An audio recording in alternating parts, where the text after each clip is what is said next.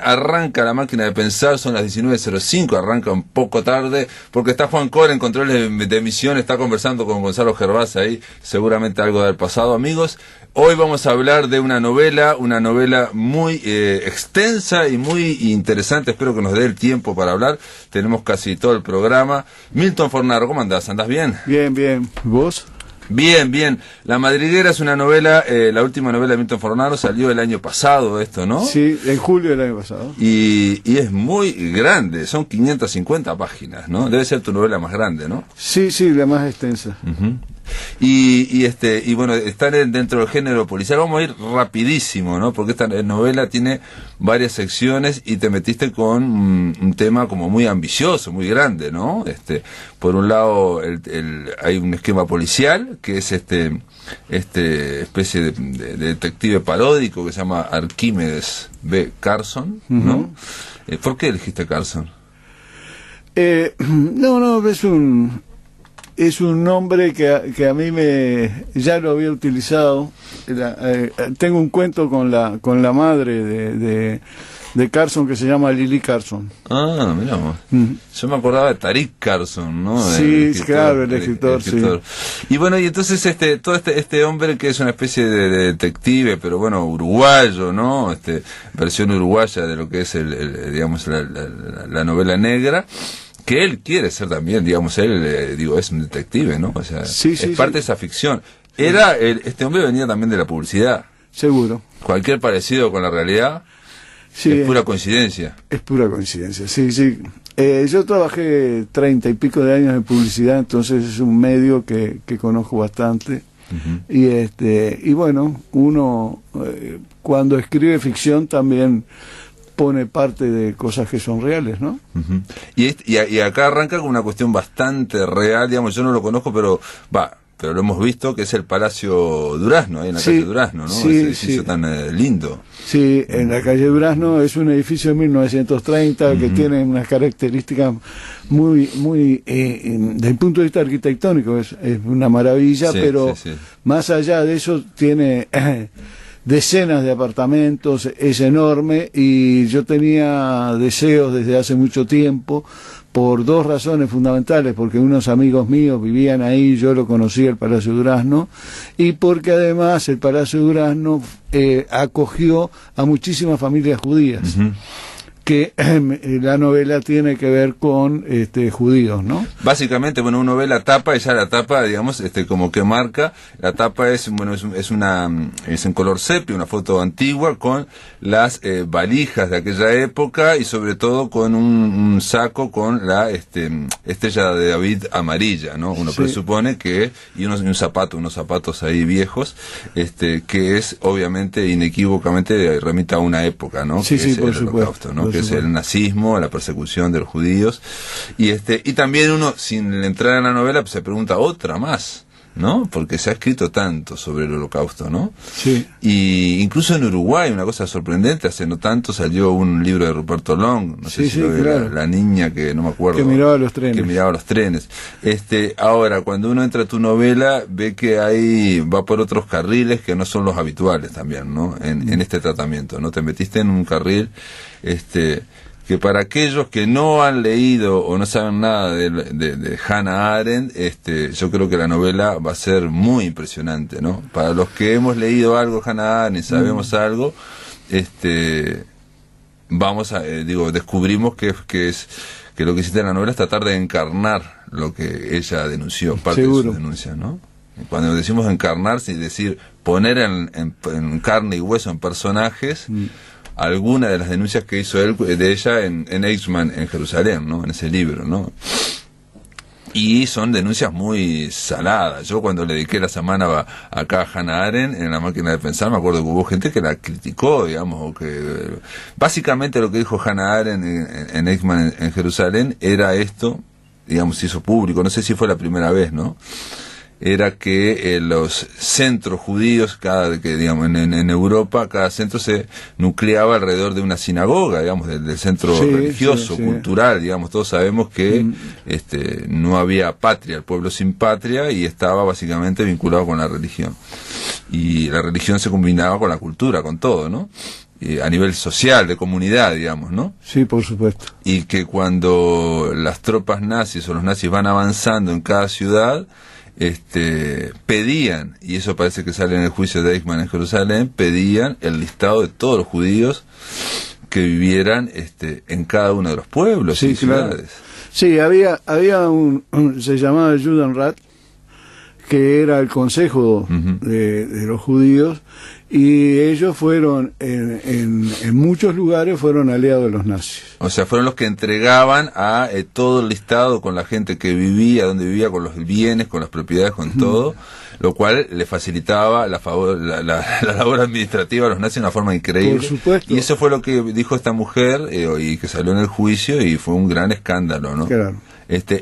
A mí lo que me decían en esa semana que dedicamos a Hannah Arendt era que Hannah Arendt había manejado, digamos, los datos en bruto, sin contextualizarlos, y que esto que hicieron algunos centros judíos, digamos, de entregar toda la información, tiene que ver con una larga tradición de progromos y de persecución. Entonces esa idea de como que te doy 90 para salvar a 10. Sí, claro.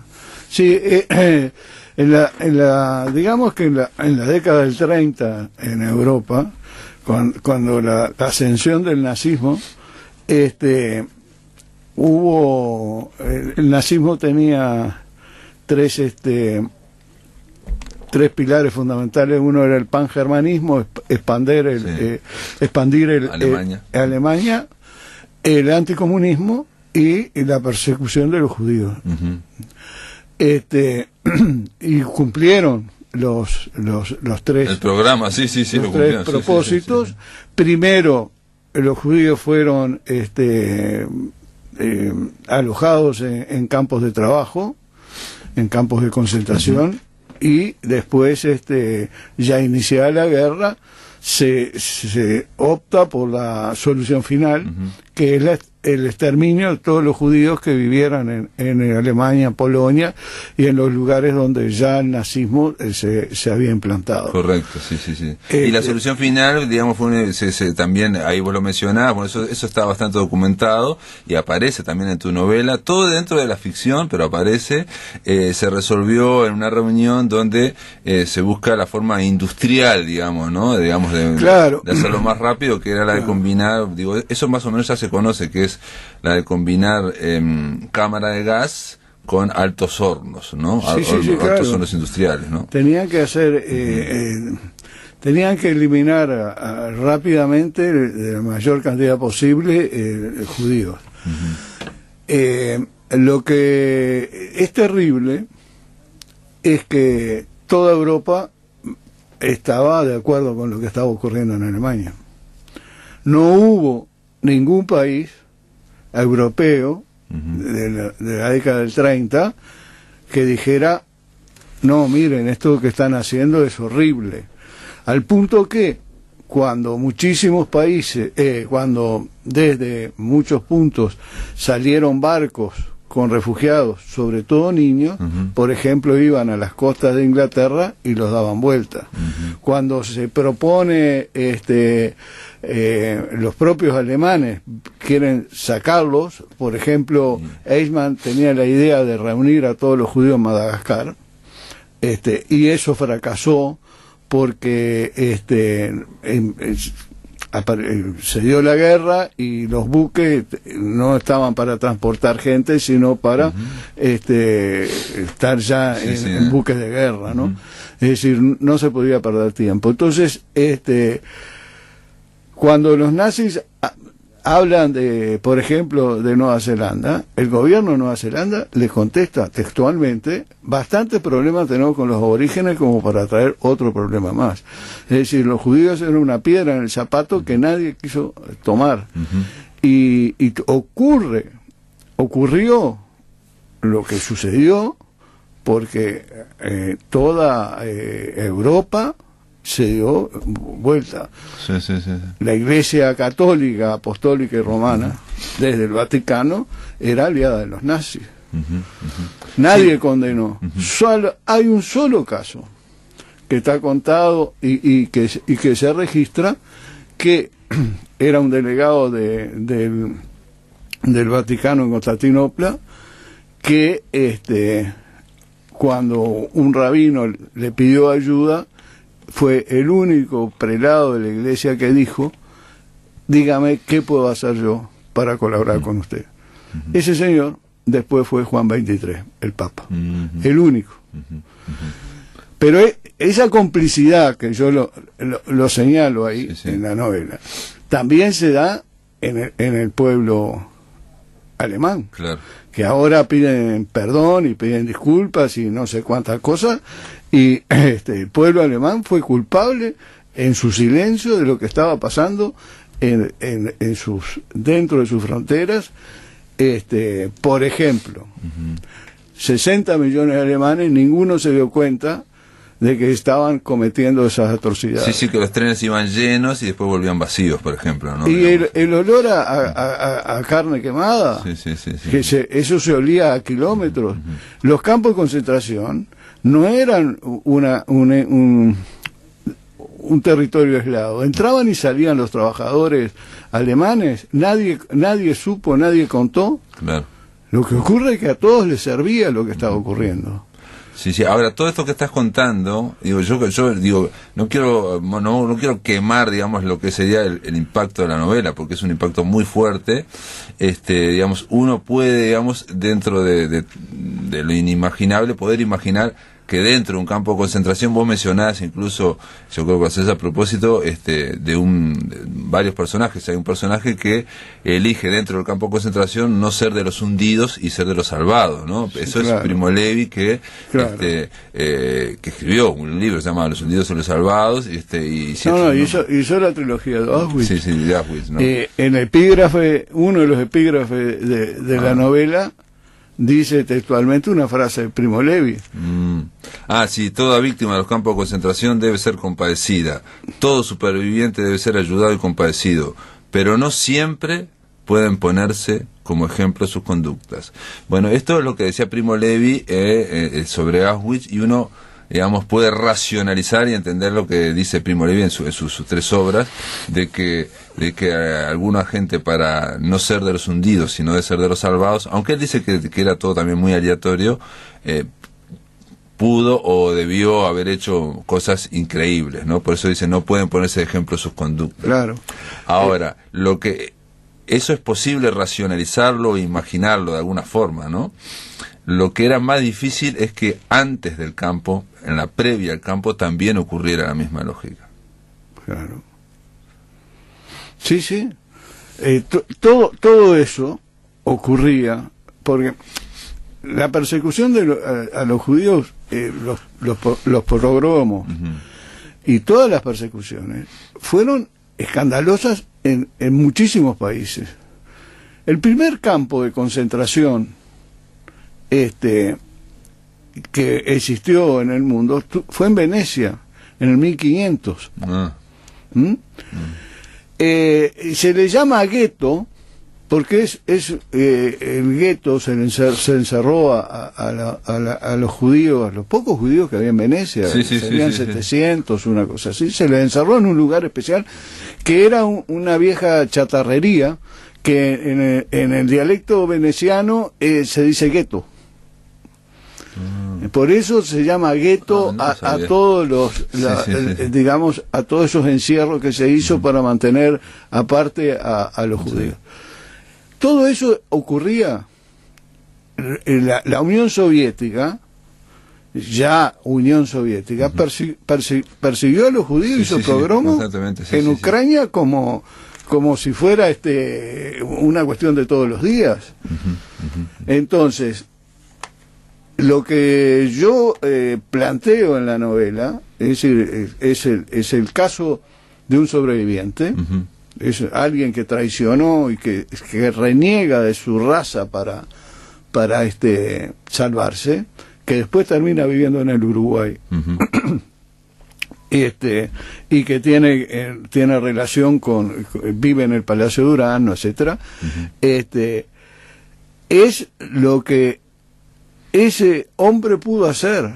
Sí, sí, es un superviviente. Es un superviviente. Y tuvo que y entre otras cosas, hace un gesto magnánimo dentro de, digamos, de la mezquindad que es la de, ¿no? De ser un capo, porque se le llamaba un capo a aquellos judíos que manejaban, digamos, la seguridad, digamos, claro. no lo hacían directamente los nazis. Pero no son capos judíos. Hay capos dentro de, por ejemplo, los homosexuales estaban separados y había capos homosexuales. Sí, o los gitanos también. Los gitanos estaban separados y había capos gitanos. Les daban privilegios que eran hasta sobre la vida y la muerte de sus connacionales, en este caso judíos, y era un puesto muy digamos que era muy codiciado, no solo porque tenías poder, sino por la comida, en fin, poder dormir, en fin, pero si vos no lo hacías, lo iba a hacer otro. Correcto. Y esa era la lógica perversa que existía. En vez de hacer lo otro, lo hago yo. Yo soy mejor que el otro. Lo que yo te digo es que esto también, digamos, uno lo ha visto en otras novelas, en otras cosas del Holocausto.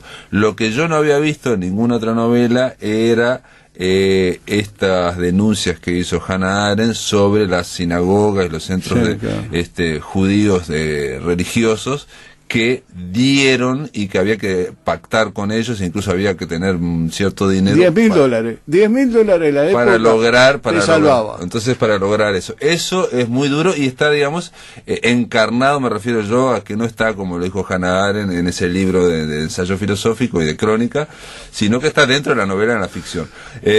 Esperamos un poquito, Milton, vamos a hacer una breve pausa, amigos. Estamos conversando en torno a esta novela que se llama La Madriguera y que está editada por Alfaguara, y estamos con Milton Fornaro. En el aire de Radio Uruguay, La Máquina de Pensar.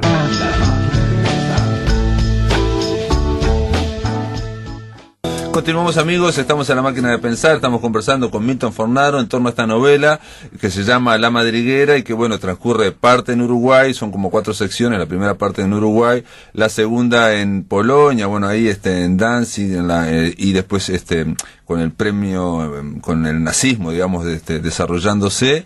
La tercera, digamos, por decir de alguna forma, transcurre dentro de un campo de concentración, y la cuarta vuelve a Uruguay. No, y hay una quinta en Buenos Aires. Y hay una en Buenos Aires, que claro, de es Eichmann, el secuestro de Eichmann. Claro. Bueno, yo lo que te decía en el bloque anterior es que la lógica esa de campo de concentración, donde hay hundidos y salvados, donde hay que tratar de sobrevivir, y donde el propio Primo Levi dijo nadie se puede poner de ejemplo de conducta porque se pueden haber hecho cosas atroces, eso digamos, más o menos uno lo ha visto, lo puede intuir, aunque sea inenarrable también. El propio Primo Levi decía que era imposible de narrar todo lo que se había hecho, lo que se había vivido. Pero lo que dice tu novela, La Madriguera, también encarna y te muestra las encrucijadas de cada judío, digamos, previo al campo de concentración, es que también hubo una lucha en la previa para no ser llevado, y para no ser llevado los centros judíos, las sinagogas, lo que hacían era dar nombres y aparte habilitar o dar autorizaciones para que aquellos que se puedan ir. Vos decías que con $10,000, pagando $10,000, vos conseguías una autorización para ir a Palestina o para salir de ahí, digamos. Para salir de ahí. Eran $10,000 que se repartían entre los nazis y el Judenrat. El Consejo Judío. El Consejo Judío, sí. Es decir, $10,000 era de la época, $10,000 de la época era el precio. Eso está asentado en los libros de historia, y bueno, ocurría cuando Primo Levi sale del campo de concentración, él vuelve a sus tareas, se pone a escribir, él sale en el 45, cuando termina la guerra, y se sentía, él dijo, los buenos son los que murieron. Claro, se sentía, digamos, que todos los que sobrevivieron tenemos culpa, digamos. Todos tenemos culpa. Y fue tal lo de él que en el año 71 se suicida. No, creo que más del 71, pero bueno, 87 creo que. Bueno, se suicida años después. Porque no podía vivir con esa culpa. Otra gente No, perdón, y aparte Primo Levi escribe inmediatamente ese libro, Si esto es un hombre, y es un fracaso total. Tuvieron que pasar como 10 años para que después fuera un éxito. Porque la gente no quería saber. El 87 se suicidó. En el 87, no quería saber. Él sale en el 45, es decir, arrastró esa culpa. Sí. Es terrible. No, pero lo que yo te decía es que dentro de esa lógica del campo de concentración, del sálvese quien pueda, en fin, eso es una cosa, pero fuera, digamos, antes de la previa del campo de concentración, que ocurriera lo mismo y que hubiera connivencias y que hubiera listados, en fin, una serie de cosas. Entonces yo te haría dos preguntas, Milton. Una es, ¿cuál fue la reacción de la comunidad judía actual ahora frente a esto, digamos, ¿no? Yo ahora en el ómnibus, en la previa, venía conversando con un amigo que es judío y me decía, lo de Hannah Arendt siempre fue muy discutible, muy controvertible. Acá, bueno, lo que parece es un ejemplo real de alguien que, por un lado, es capo, digamos, o sea, dentro del campo de concentración, tiene que asumir eso para salvarse, pero en la previa, en un gesto de bondad, no sabemos por qué, digamos, o de magnánimo, quiere salvar a un niño y lo logra salvar, pero para eso tiene que conseguir una serie de cosas, una serie de movimientos, plata, digamos, hacer de taur, en fin, una serie de cosas para lograr el dinero suficiente para salvar a ese niño, ¿no? Ese que finalmente lo salva. Claro. ¿Cuál fue la reacción? La reacción fue buena. Hemos conversado bastante sobre el tema. No fue de condena. Uh-huh. Tanto la Benaverit uh-huh. como las organizaciones judías se pusieron a las órdenes. Tuve reunión en la Benaverit con alguna gente, expuse, uh-huh. conté, y me pasó un caso curiosísimo, muy curioso. El protagonista, que es el traidor, se llama Aaron uh-huh. Goldwitz. Una señora que estaba allí, luego de que yo expuse, me dijo: antes de oírte hablar, yo estaba muy enojada contigo. Ahora me doy cuenta que mi enojo tiene que ser con Aaron Goldwitz. Y le digo, bueno, me alegro que hayas llegado a esa conclusión. Yo simplemente cuento una historia. Uh-huh. También me dijeron, ahí amigos judíos, que yo tengo muchos, me dijeron que yo la pude escribir porque no era judío. La historia. Uh-huh. Bueno, yo la otra lectura que pensé, digo, perdón que te interrumpa, es también que esto comienza en el Palacio de Durazno con el encuentro, digamos, en los cimientos de unos huesos, ¿no? Sí, sí. Escribir en Uruguay del 2015 para acá, o desde 2005 para acá, que se encuentran unos huesos, lleva una sola cosa, digamos, ¿no? Digamos, acá en Uruguay es la búsqueda de los desaparecidos, claramente. Aparte se habla. Ahí lo dice en la novela. Y aparte vos incluso agradecés a López Mas también, al antropólogo. Sí. Ahora, si bien la novela no trata en absoluto del pasado reciente uruguayo, ¿no? Lo que trata es de ese holocausto, mostrándote que el famoso blanco y negro no existe. No. O sea, entonces este traidor, que vos le decís traidor o que fue capo, hace cosas magnánimas, claro, y salva cosas cuando los buenos están, entre comillas, están dando serie de informaciones para los nazis, o se está tratando de salvar ellos. Sí, mi intención era mostrar las dos caras, los claros y oscuros uh-huh. de este hombre, que todos los tenemos. Uh-huh. Y una intención mía era mostrar un ejemplo de que no todos los sobrevivientes merecen el saludo, la atención, el interés. Sí. Hubo sobrevivientes. Lo mismo se aplica, y yo siempre lo digo, a los presos políticos. Bueno, pero eso no lo dice mucha gente. Haber sido preso político claro. no te da garantías no de te da nada. Chapa de nada. Y si vos trabajás de preso político durante toda tu vida, puede haber un día un novelista que escriba la verdadera historia de lo que pasaba dentro del penal. Correcto. Es decir, yo no estoy hablando, todas mis novelas son de sobrevivientes. El detective de Cadáver se necesita es en alguna manera un sobreviviente. El niño de un señor de la frontera es un sobreviviente. No me lo propuse hacerlo, pero son personajes que a mí me interesa ver cómo un ser humano camina por la vida y va resolviendo lo que se le aparece.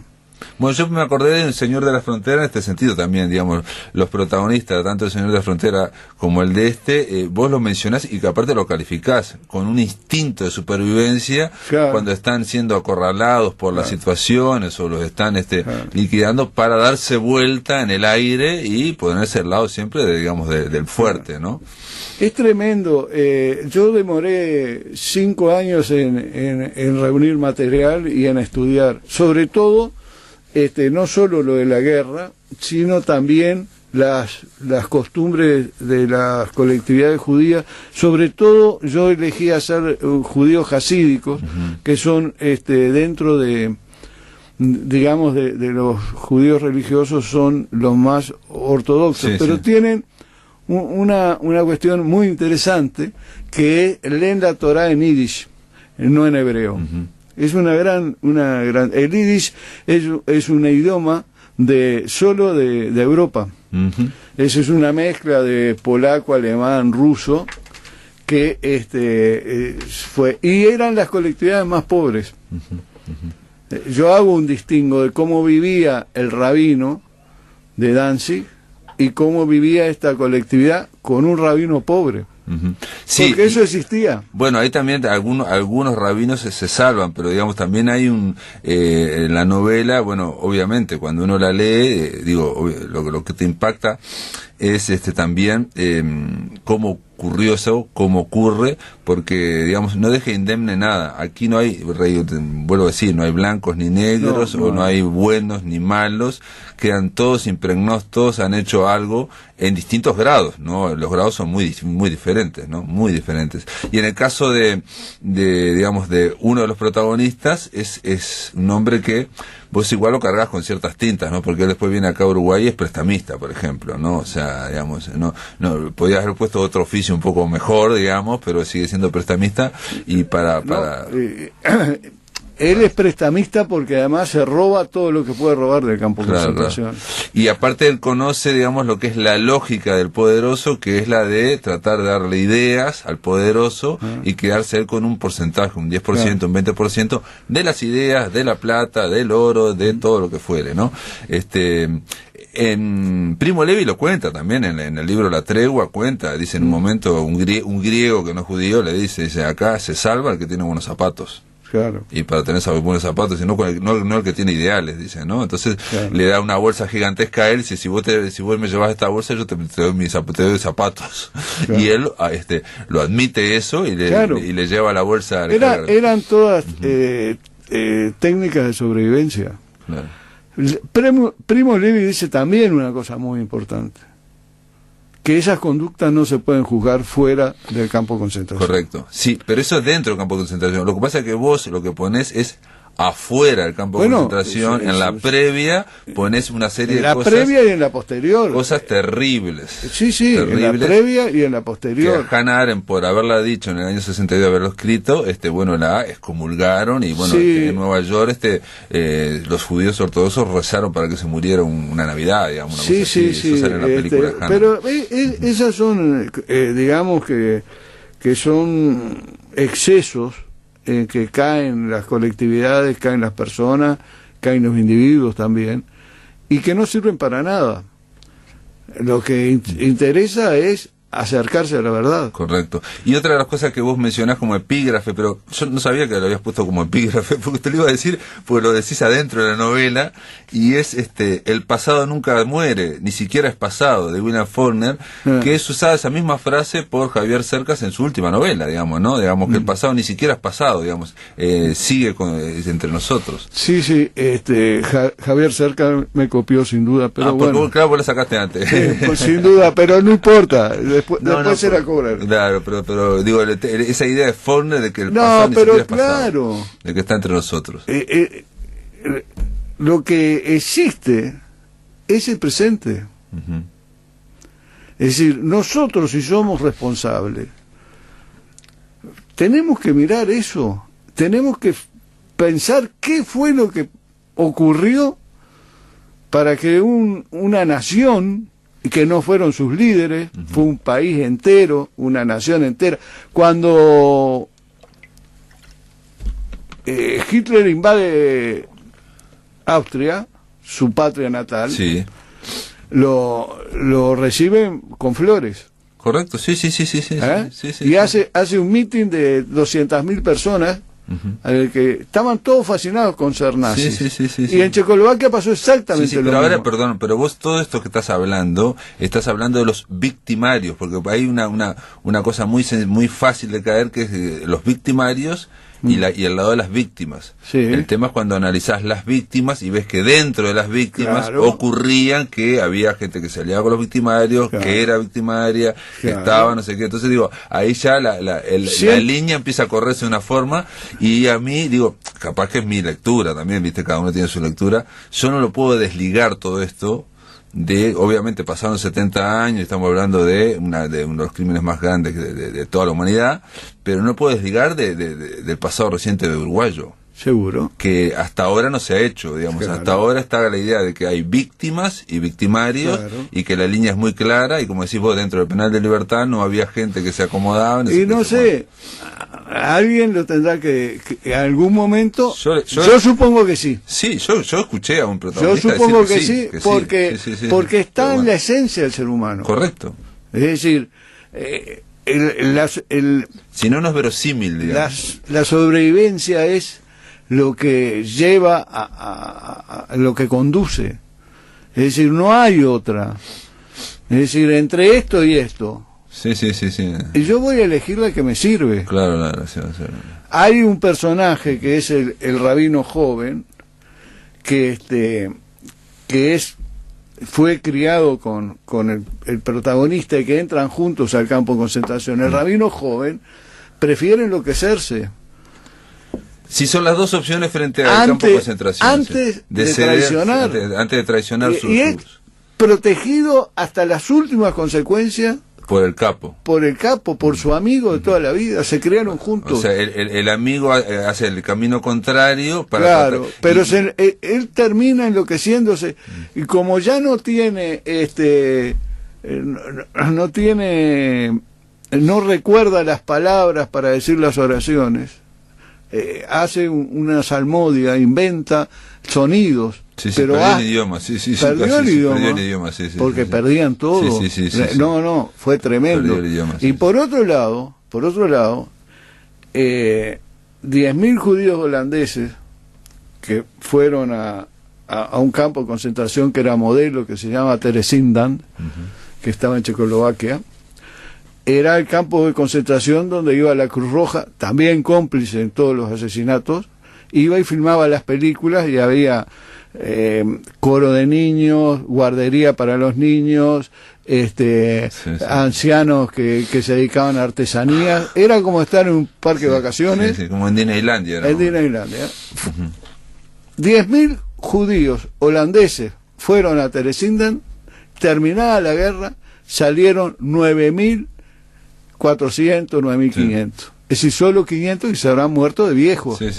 O por algún accidente. Cuando en los campos de concentración morían 800 por tanda. Sí, no, aparte vos lo mencionás, algo que ya por lo menos yo ya conocía, de que incluso al principio la comida que le daban era y los trabajos forzados era para que duraran unos 3 meses aproximadamente, con medidas de caloría por día y todo, por desgaste, hasta previo a la solución final cuando empezaron a instrumentarlo todo esto. Pero insisto, este hombre que hace todo para salvarse y realmente dentro del campo es victimario, aunque está del lado de las víctimas, sin embargo, salva a este amigo, salva al amigo y después salva a este niño también en la previa. Salva al niño y cuando está en Uruguay es respetadísimo por el portero que le presta dinero y lo ayuda al tipo. Es decir, la gente no es mala. Vos te viste obligado en la novela, yo no sé si decirlo o no, pero sí te viste obligado en un momento a que un personaje diga, dice, por último, dice este personaje, ¿no?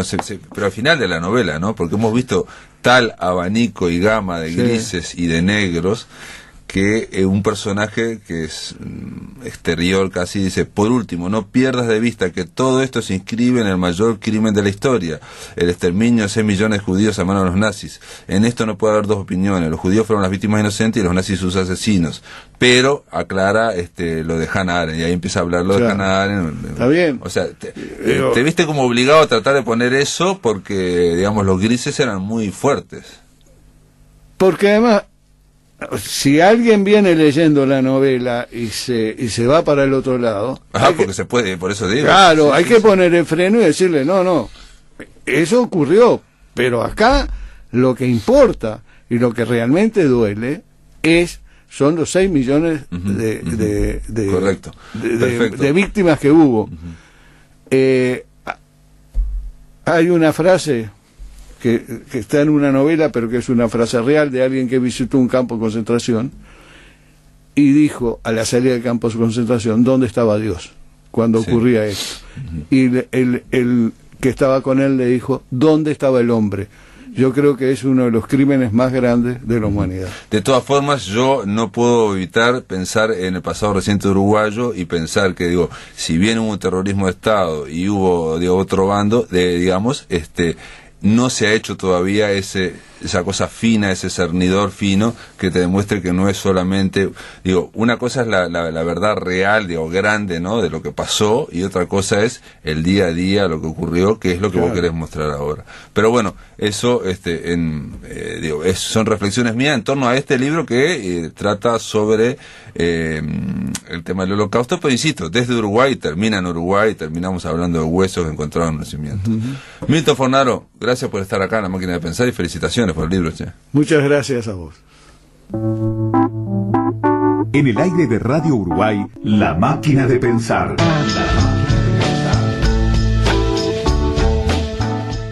Que vuelve Marcos Ibarra, que está del otro lado de la línea. ¿Cómo andás, Marcos? Pero un placer estar con Bicho Mestizo, vos de Cortina.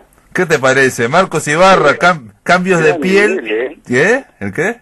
Gran nivel, Bicho Mestizo, gran nivel. Bueno, te la pusimos de banda sonora para que hablar unos breves minutos, amigos, con, si son minutos no son breves, con Marcos Ibarra en torno a cambios de piel. Nosotros hablamos en su momento de la exposición, vino la curadora que se llamaba Ana Gota, y vino María Laura Pintos Noble, y ahora el tema es que esta selección retrospectiva que se llama Cambios de piel, Marcos Ibarra, que es la trayectoria o recorre, 30 años de la pintura de Marcos, tiene una especie de cierre que es raro normalmente se hacen un vernissage para la apertura, pero un cierre, ¿qué es esto? Sí, mirá, yo nunca había hecho un cierre, pero un poco la verdad, que tenía que ver porque los horarios del museo son muy acotados para finales de lunes a viernes hasta las 16 horas. Entonces yo en su momento planteé esa posibilidad de tener un cierre como otro día donde haya un horario, de 19 a 22. Y como a mí me gusta, meter otras cosas, va a estar Alejandro Gómez, cantautor, va a estar María Laura Pintos, pero cantando fados, a capela, va a estar Agustín Lucas leyendo poesía, Ana Strauss leyendo poesía, Santiago Pereira leyendo poesía, pero acompañado por Nicolás San Martín. ¿Qué toca Nicolás San Martín, que es guitarrista? Mira, ¿no? El loco hace algunas intervenciones con un bombo, eso es lo que yo pude ver, perfecto. pero no sé mucho más. Después está el bandoneón de... Cierra, claro, Nicolás Mora con el Fernando Goicochea y el Maca, leyendo. Ellos cierran la veladita y con eso, viste, enterramos el muerto. porque digamos, Goicochea, el Goico, bueno, pasó por el ciclo Todos Somos Raros, es un gran pianista, un gran tecladista. Alejandro Gómez también es un cantautor que también pasó por el ciclo Todos Somos Raros, toca la guitarra.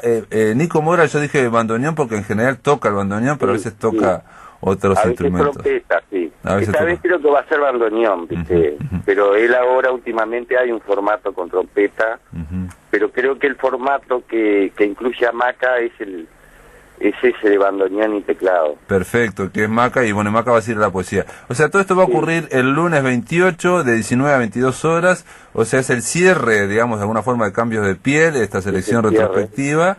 El lugar, no lo dijimos, es la Fundación Banco República, que es en el Museo del Gaucho, ahí 18 de julio, 998, esquina Julio Herrera y Oves. Y una pregunta, ¿eso significa que el 29 de agosto no está más la exposición? Mirá, me parece que ya el 29 y 30 empezamos a bajar porque monta el artista que viene, que es Pedro García, de paso lo digo, ¿viste? Pedro García. El hijo de Mario García, Pedro García Lanza, es el que sigue después que yo, que va a estar todo septiembre.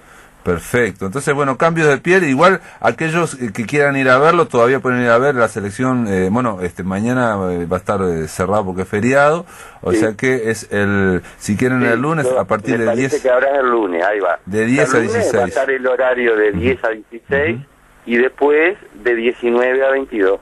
Están todos invitados a este cierre, reiteramos, va a ser con músicos, Alejandro Gómez, va a estar Nico Mora, Goicochea, todos estos músicos, bueno, Nicolás San Martín, y también va a haber poetas como Maca, Santiago Pereira, Agustín Lucas y Ana Strauss, todos estos, así que están todos invitados, la entrada es gratis, supongo yo capaz que hay algún brindis, ¿no? Va a haber algún brindis. Va a haber algún brindis. Sí, ¿Y vos vas a leer algo, Marcos, no? Mirá, yo un poco me voy a dejar llevar por la digo, yo hago algo con Alejandro, ¿viste? Toco un poquito el cajón peruano y bueno, pero si está interesante como para leer algo, capaz que leo algo de un poema de Artaud, algo de eso, ¿viste?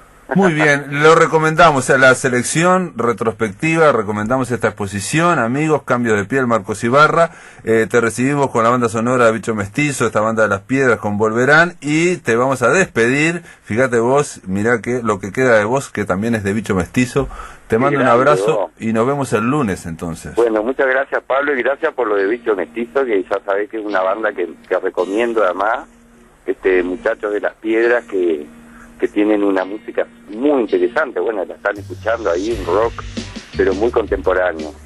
Muy bien, alguien habla de la intensidad de Bicho Mestizo, yo hablo de que se terminó la máquina de pensar. Amigos, mañana vamos a tener un programa especial, vamos a escuchar el último encuentro del ciclo Todos Somos Raros, edición negra bajo el tema Borges Detective. Van a escuchar lo que ocurrió el viernes pasado entre Ezequiel de Rosso y Gerardo Ciancio, estuvieron hablando en torno a Borges y la literatura policial, estuvo espectacular, y encima estuvo Héctor Numa Moraes cantando Pepe Corvina y 3 canciones sobre Borges que están notables. Así que mañana, amigos, Todos Somos Raros, y nos vamos con Bicho Mestizo y lo que queda de vos. Mira, y no sabes dónde estar, solo querés un lugar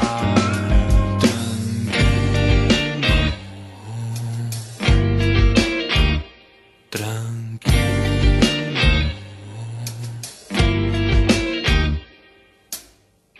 La historia se repite una vez y otra vez.